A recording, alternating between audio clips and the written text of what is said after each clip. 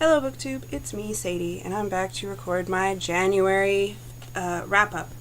I will probably also do my January haul after I'm done, but as I had gallbladder surgery removal at the end of the month of January, I'm a little bit behind getting these up. I apologize. Hopefully this will be worthwhile. Or will it have been worth the wait? I don't know.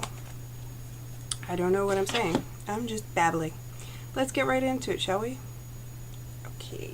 The first book I finished, which I had been reading since June of last year, was this mammoth chunky bunky.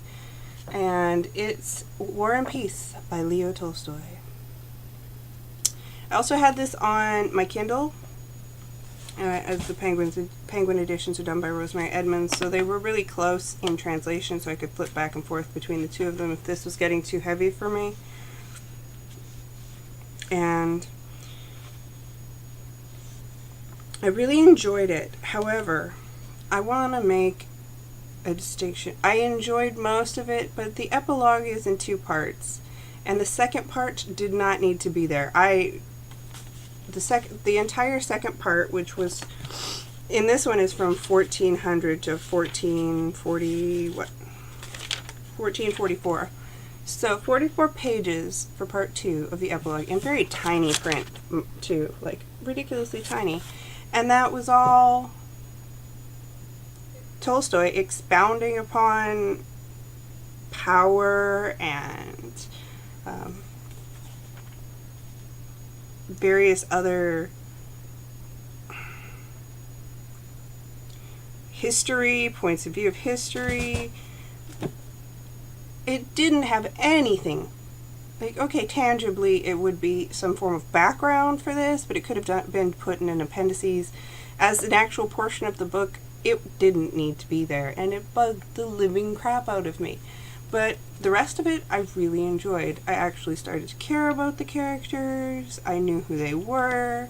That took a long time because there's a million of them. This one has like a list of principal characters, which family they're in, and other characters, which did help out. I read all of the pre-things and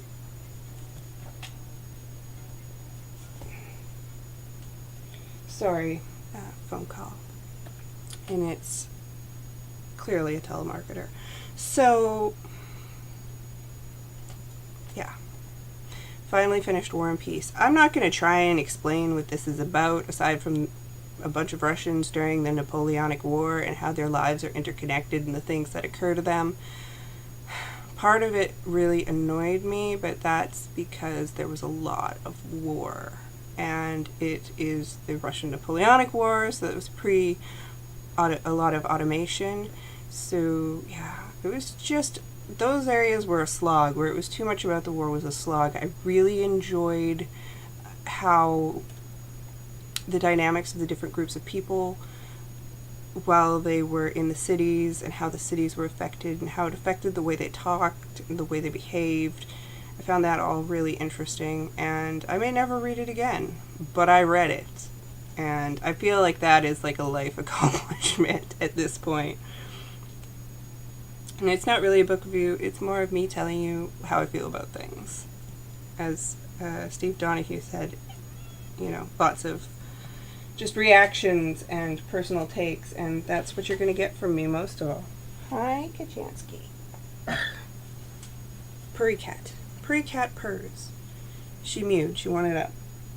And she knows that because she can't be on my stomach right now, so she has to be careful.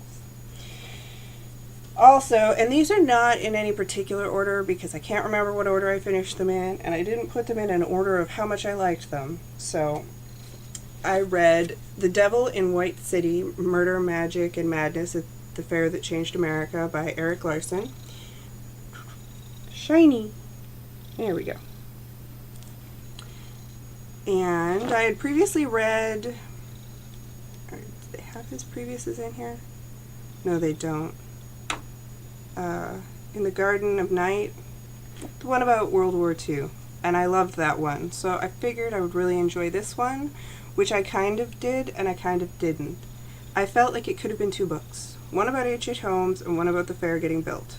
Because the two didn't seem to interact a whole lot, or plot, like, the plot, I wanted more H.H. Holmes out of this. I thought I was going to get more of that, and I ended up getting a whole lot more about the Chicago World Fair, or whatever they didn't call it the Chicago World Fair. And you know what?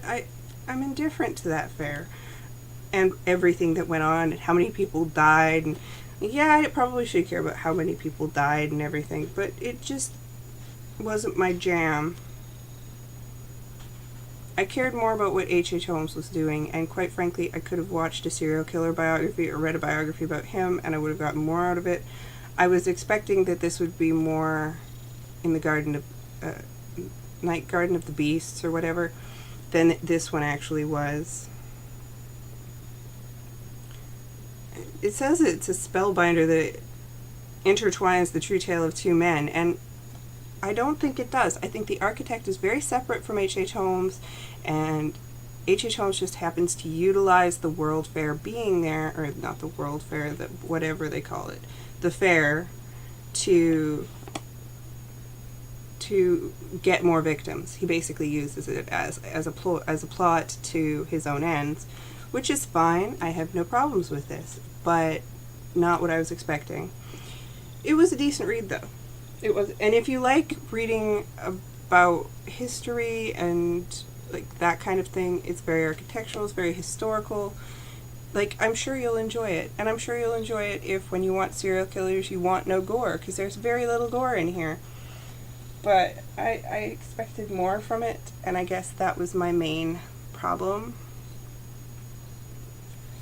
Then I read, or I think I read this first, His Bloody Project, Documents Relating to the Case of Roderick McRae by Graham McRae Burnett. It was shortlisted for the Man Booker Prize in 2016. I've been wanting to read it for a while, waited till my husband was home because I thought it was going to be like a horror book. It's not a horror book, FYI. And the funny thing is, for the first little bit, I honestly thought that this was real, because the fact that these are all documents relating to Roderick McRae, written by a memoir written by the accused, and that is given to his relatives. I thought it might actually be real, but it's not. It's a full work of fiction. And so the premise of this is a guy who is on trial for murder because he killed a bunch of people. And by a bunch, I mean like 2 or 3. Oh. The year is 1869. A brutal triple murder in the remote community in the Scottish Highlands leads to the arrest of a young man by the name of Roderick McRae. Was he mad? And so he tries to do a plea of insanity as to why he killed the people that he killed. It doesn't actually work out that way. Although we see the people that he killed are like the guy, not necessarily the woman, but the people that he killed, the guy was a complete useless human being who inspired hatred in lots of people, and he was really harming the main character's father and bullying him and being really hardcore. Like, he took his land and gave it to someone else, and he charged him with crimes that the guy didn't do. And the father did nothing, and subsequently the kid ended up doing it, and it had to do a little bit with how his sister was treated also by this man, and then there's a big twist at the end that I'm not going to give away. I read it really quickly. I found it very enjoyable. Once you get around the dialect, it is written in a dialect, and so we have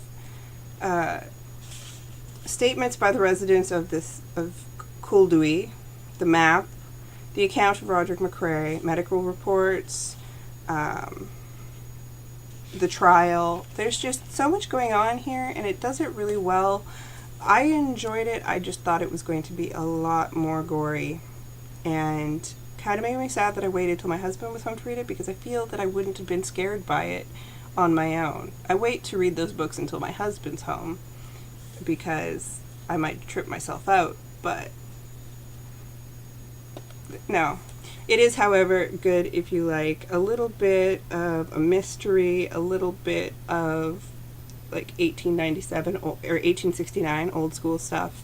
And if you're into, a lot of people are into Scottish things, so if you're into that, you might enjoy it. It was a really decent book, and it was far more enjoyable for me than the Night one. I also read Zora Neale Hurston's Their Eyes Were Watching God, which I'm told is magical realism, and I'm not quite sure how.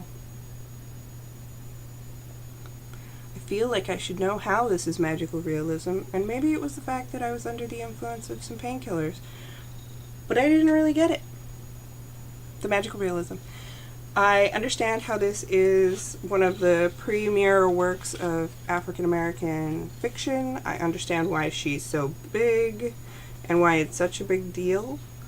And she writes really beautifully. The dialect, again, this one's written in a dialect that you have to wrap your head around, and I found that hard for me sometimes if I put the book down and picked it up for a short amount of time. So I do recommend that if you haven't read it and you're going to read it, you read it in longer chunks. And we follow Janie, who's the main character, as she goes through several marriages. She lives in the South and in the Florida area. And she basically is the child of a white man and a black woman who, for growing up, didn't understand that she was a half and half. And after that, struggled within her own community because she looked so different, which caused men to go after her, and she had to become very strong about that. Her first marriage we see is useless, and he's not a very nice man, and he's not a mean man, but he's not a nice man either. But her mom thinks she's doing the best for her, because for her, having come just right out of slavery, having freedom means, you're better off than everyone else. So I did like it in terms of a Southern book, in terms of a story about a very strong, independent woman who does what she wants to do no matter what. I just don't know where the magical realism was. Maybe it was I can't give away the plot, but I think I might know where it was. It's just, it didn't read like it to me when I think of magical realism, because I think of Isabel Allende and how those characters have that going on. Either way, it was good. And I read, I wish they had a pronunciation for this guy, The Blue Fox by Sejon.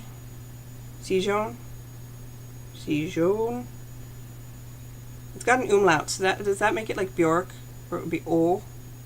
So, Sion is the S silent. I don't know. But this guy also co-wrote Dancer in the Dark with Lars von Trier, and is like Bjork's favorite writer, which I don't know if that holds any credibility with anyone. And this story is, it's called The Blue Fox, and the Blue Fox is in the beginning. There are several different parts. It's not very big, but in the beginning part, we see a man chasing and killing a blue fox, because the blue fox is going to fetch him a lot of money. And then we almost like click track to a different spot where there's a man and he is burying this woman who is not his girlfriend, but has lived with him for many, many years, named Abba. And it's Abba, not Ada, right? Could be Ada.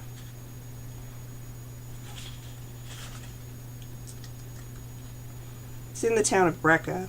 Where does it... I'm trying to find out what her name was. Abba. Yeah, it's Abba. Okay. So, our main character has lived with Abba. Abba has come on a boat. This is to Iceland. It's all set in Iceland. And it's in the winter. And so Abba has passed away, and we hear how she came to be living with this man and her life from the point of view of this man who has taken her in, taken care of her, and had her take care of him. Because at that point, because of the time this novel is set, which is is where you wish you had written notes, right? This is where they tell you to write notes. 1883. They didn't have people with Down syndrome. They would be... They if they did come to term, they were often killed by the midwives or left out by the family to die. Like, they just didn't let them matriculate as human beings. So Abba comes, she has Down syndrome, and she comes via a ship, and so this man has had her as a sister, as a friend for many years, and we hear about her life. And then we come to this other guy who is really not a nice man, and he is the one who's been hunting the blue fox, and then stuff starts making sense as to how they interplay. It's a lot slammed into one little book, and I really enjoyed it. However, I do recommend, if you're going to read this, read it in one sitting. It's only 100 and some pages, 115 pages. Read it in one sitting, because that's the way it should be. I think if you read it in jumps, it wouldn't be as good a story. But I thoroughly enjoyed it.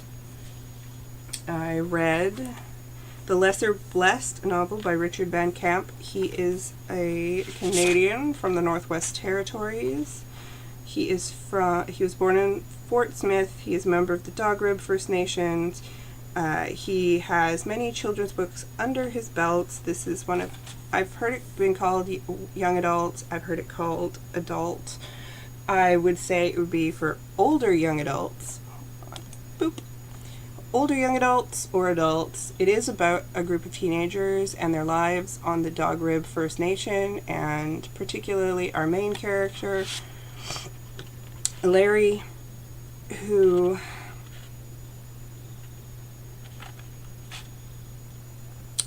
how do I explain it? Larry has a thing for a girl in his class, and she ends up dating a guy who's become his friend, who's transferred there from Hay River, which is a different area in Alberta. They're on the Dogrib, and so there's Métis, there's First Nations, there's teenagers, there's interplay, there's alcoholism, there's a fire, there's a lot of abuse. You see a lot of people trying to better themselves and failing miserably. You see how various things affect families and how children are affected by all of this. It's a lot to cram into one book, but I found it very just enchanting.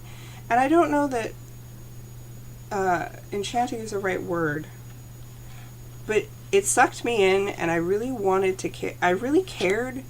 I wanted to care about some of the characters, and I couldn't, and I really cared about other characters that I didn't think I would. So I totally recommend reading it if you want to read about life in the North for Aboriginal people in a contemporary, fictionalized setting. And the dude loves Iron Maiden, and I find that very refreshing. I find it refreshing that he loves Iron Maiden. Sherman Alexie, of course, has the blurb on the top, which is First Nations Noir madness. This book is. I love it. I'm sort of scared of it, too. Van Camp writes like a dream or a night terror. I'm pretty sure that's accurate. So, The Lesser Blessed, again, not very big. They're super easy to read after surgery, so I didn't have to hold them up very hard. And I also read, this is the last book I read, Leanne Betasamosake Simpson, This Accident of Being Lost, which has a blurb by Naomi Klein. It's from Astoria Press, which is very small and Canadian, I believe. And this is a bunch of flash fiction, short stories, songs, poems, and it takes on depression, addiction, Aboriginal First Nations personality or identity and how that's affected. And it's, some of it, there were a couple where I was like, okay, that just totally went over my head and I'm relatively indifferent. but some of it was so like enthralling that I had to put the book down and really think about it, like walk away, think about it, and come back. It's broken into three, Stealing Back Red Bodies, A Witness on Unkempt Promised Land, and Rebellion is on Her Way. And so after everything is over, in the back she has notes, and the notes are the things that influence the stories. And what really made me like just even feel it more so than I thought I could, and what I hadn't really noticed, was like Road Salt is based on a line from the Miracle of Cecilia song, which I want to read. Louise Erdrich is an influence. Reconstruction Site by the Weaker Thans is referenced and used in this, as is England by The National off the High Violet album, which I love. So there was a lot of things that, and Wab Kinney, he's influenced this. So there's a lot of influence, and she tells you where it came from, which I think also gives just a lot more to what's going on in here. But for instance, How to Steal a Canoe. A few good reasons to wear a long skirt. Now, if you're living traditional, you wear a long skirt. And so you would think it would have things like, you know, you can go to ceremony, but no, if you want to masturbate but you are in public, you can use your skirt as a tent. If you're in a big hurry and you aren't wearing underwear and you want to have sex with someone, it saves time. If some youth of the day steals the Canadian flag from a flagpole outside a high school, they could fly your skirt until they can buy a new flag.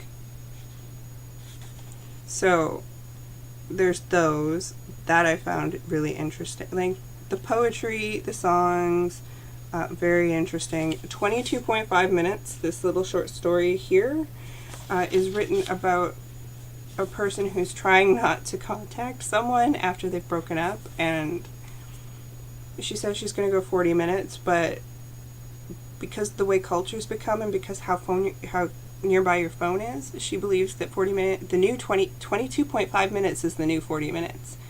So if you like going the distance in that kind of stuff, I'm not usually into poetry and flash fiction, but I picked it up because I wanted to try her out, and I'm really glad I did, and I will be looking forward to reading more of her stuff. It's very up and down and in and out, so if that's your jam, totally pick it up. Accident of Being Lost. That is everything I got through in January. I'm hoping to do somewhat as well in February. There are 2 books I am carrying over from January. One is Wolf Hall, and the other is one about a nurse in the Scottish Highlands. So there you have it. But I will be doing a haul video next, and I will see you all in a little while.